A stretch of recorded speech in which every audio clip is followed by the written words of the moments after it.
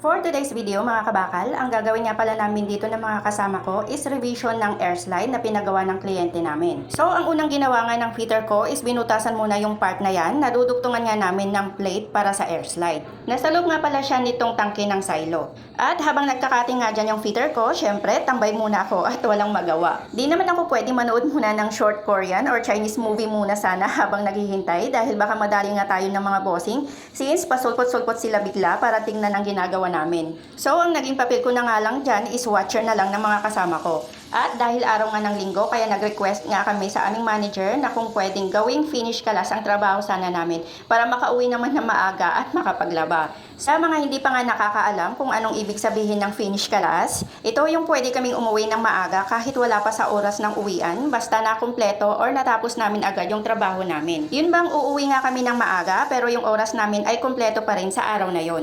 Minsan nga finish takas ang tawag namin dahil minsan may mga kasama kami na kahit hindi pa tapos yung trabaho namin ay umuwi na sila, lalo na yung mga gahing kasama sa grupo. Yung mga walang pakisama ba at sarili lang nila ang iniisip. Sa loob nga pala may mga binago at kinabit ang mga fitter ko pero sila na ang nagpresentang maghihinang since marunong din naman silang maghinang sa plate. Pabor naman sa akin, kaysa makipagsiksikan pa ako sa loob, diba? Dalawa na nga sila doon. At after nga nila mahinang sa loob, ay kinabit na nga namin itong panibagong plate na paglalagyan namin ng plate na nilagyan ng canvas. Saka binutasan sa gitna para naman doon sa tubo na ikakabit namin. Then, pagkatapos mai-align yung bagong kabit, saka naman preparasyon na ulit yung fitter ko doon sa kakabitan naman namin ng bagong linya ng tubo, papunta doon sa air slide na kinabit namin.